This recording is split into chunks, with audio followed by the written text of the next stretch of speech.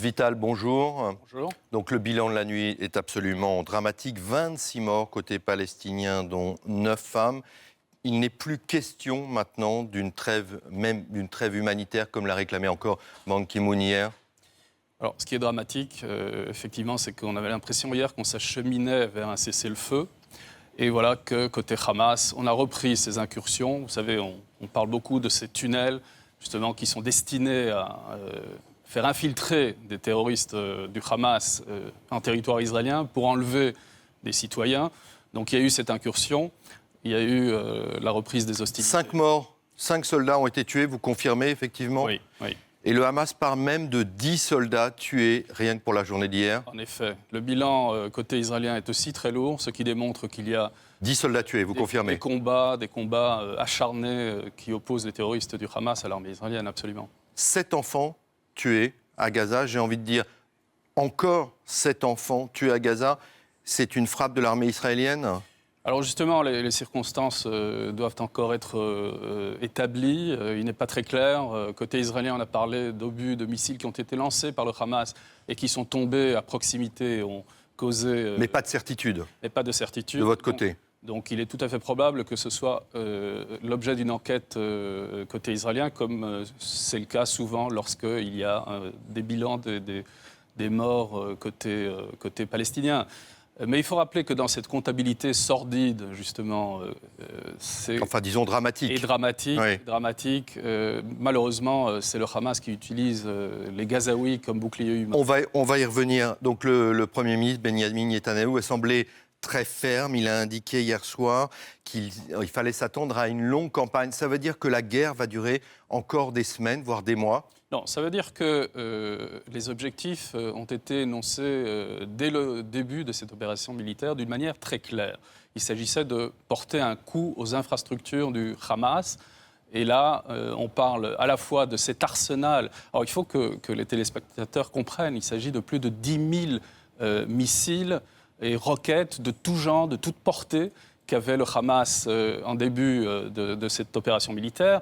Apparemment, il n'en reste plus, entre guillemets, que 60%, mais ça fait encore beaucoup de missiles et de roquettes. Et cette infrastructure de tunnels, des tunnels équipés de rails, de lignes... Oui, on a vu déjà certaines images. Mais en voilà. même temps, même si vous détruisez tous les tunnels, une fois que vous serez reparti, le Hamas recommencera à creuser des tunnels, notamment, évidemment, pour contourner aussi le blocus. Il s'agit de ça. Donc ça veut dire, encore une fois, je vous repose la question, c'est une guerre sans fin? Non. Alors justement, il me semble qu'il y a un nouvel élément par rapport aux opérations militaires précédentes. Et ce nouvel élément, c'est la diplomatie américaine et de l'Union européenne qui parle des moyens qu'il faut appliquer pour obtenir cette trêve durable. En l'occurrence, désarmer les organisations palestiniennes sur le terrain. Nous parlons de démilitarisation. Donc il y a un effort international, de la communauté internationale, qui sera déployé afin d'obtenir... Pourtant, vous avez critiqué sévèrement John Kerry, et si ce n'est vous, la presse israélienne. Alors, il y a le eu... secrétaire d'État américain, dans ses efforts pour arriver à une trêve. Il y a eu peut-être certains échanges de politique israéliens, c'est vrai. Mais hier encore, le secrétaire d'État américain a dit qu'il n'y aura pas de trêve durable sans démilitarisation, sans désarmer. Mais on sait que le Hamas, de son côté, eh bien, veut la levée du blocus, c'est-à-dire le fait que cette toute petite bande de territoire soit vraiment étouffée au plan économique et au plan humain. Alors, le Hamas n'est pas un interlocuteur valable. Le Hamas est dans une logique du pire, dans cette glorification de la mort. C'est le Hamas, je le rappelle, qui a toujours déraillé toute reprise de processus de paix. Nous avons un interlocuteur qui est l'autorité palestinienne. Nous avons cette initiative égyptienne que nous soutenons. Voilà où il faut miser les efforts diplomatiques. Alors, puisqu'on parle effectivement de l'opinion publique israélienne est massivement derrière son armée, selon les derniers sondages. Mais est-ce que vous ne craignez pas l'opinion publique mondiale? Le bilan de l'ONU est absolument terrifiant. Plus de 1100 morts côté palestinien, 2 tiers de victimes civiles.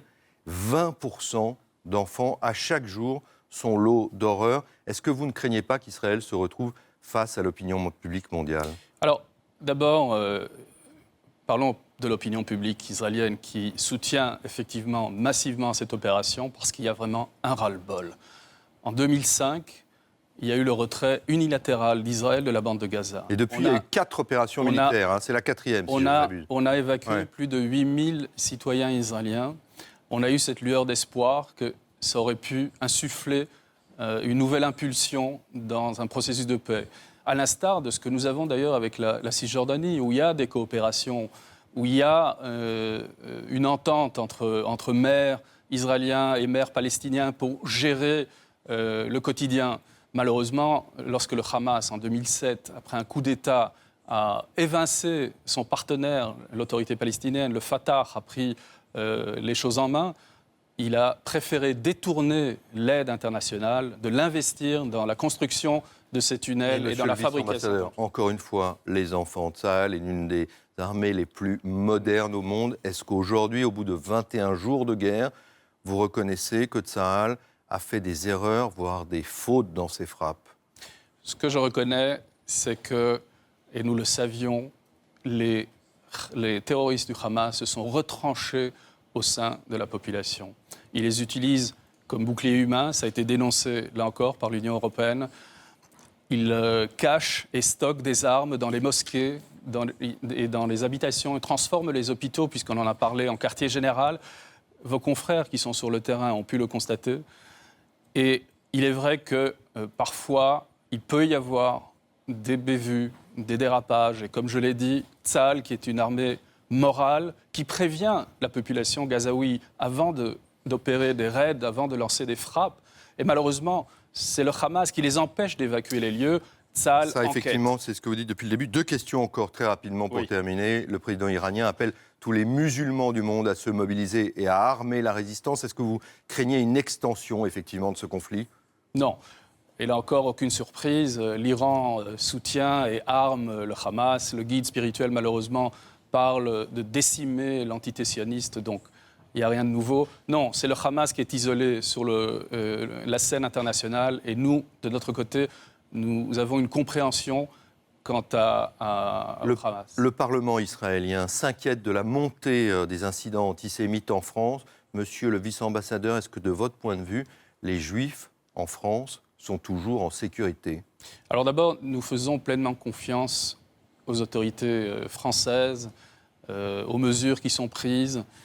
Mais il est vrai que nous ressentons une anxiété au sein de la communauté juive qui se traduit par une augmentation de ce que nous appelons l'Aliyah, c'est-à-dire les juifs français qui décident de s'établir en Israël. Et vous appelez les juifs de France à faire leur Aliyah?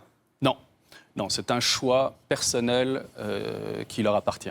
Vital, merci beaucoup. Merci à vous.